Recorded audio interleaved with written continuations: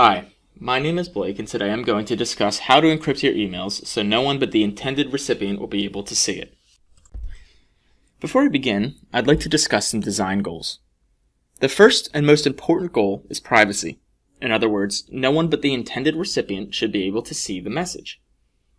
In a typical email environment, messages go through several SMTP servers, and although communication between these servers are often encrypted with SSL, nothing prevents either a spam filtering solution or an administrator from peeking into the message. End-to-end encryption should not let this happen. Second, the recipient should be able to view the actual message without any third-party tool or plugin. The recipient should be able to view the message offline, meaning that even if internet is not available, for example on an airplane or a cruise ship, you should still be able to look at the email. Recipients should also be able to view the message on their mobile device, such as iOS and Android devices. And finally, there should be no expiration date. So let's see how this works. I'm going to pretend I work for an accounting firm and need to send a document containing tax returns belonging to my client. The typical way is to compose an email containing a few sentences letting the client know their tax returns are done. And finally, a document containing the actual returns is attached to this email.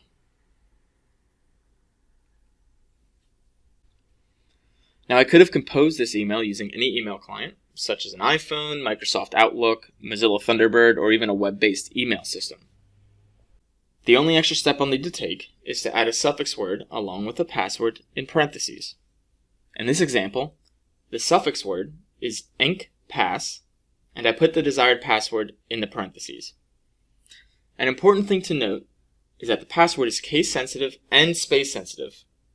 Leading and trailing spaces do not matter, but if I have a space in the middle, recipient will have to type that space.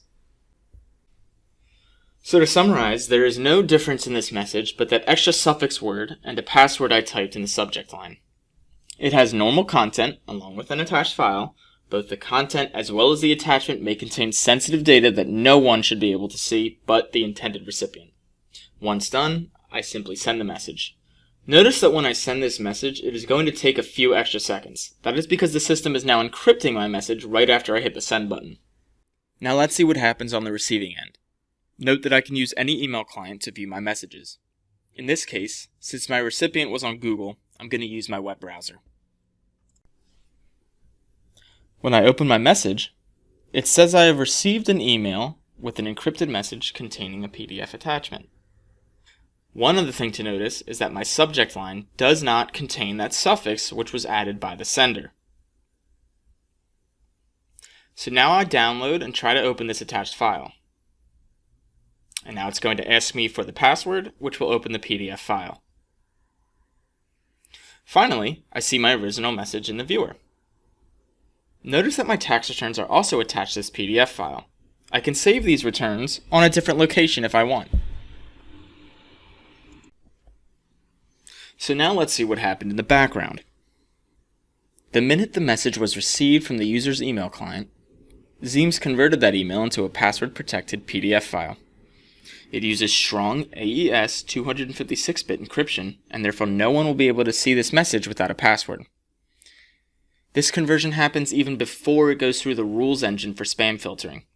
So therefore, no one, not even the spam filtering system, will be able to look inside the message. This email goes through several SMTP servers and will finally reach the user's inbox, who will need the password to open it. So now let's see how to configure this option in Zeems. This feature is added as a plugin in Zeems, and I access it by clicking the plugin menu under Home. I then click the Manage button for my plugin, and there is very little configuration. First, I ensure this feature is enabled. Second, this is the string value that Zeems will look for in the subject. This value must have a password enclosed by either brackets or parentheses. Now, we understand it might be very easy for users to forget the subject suffix, even when they are sending sensitive documents.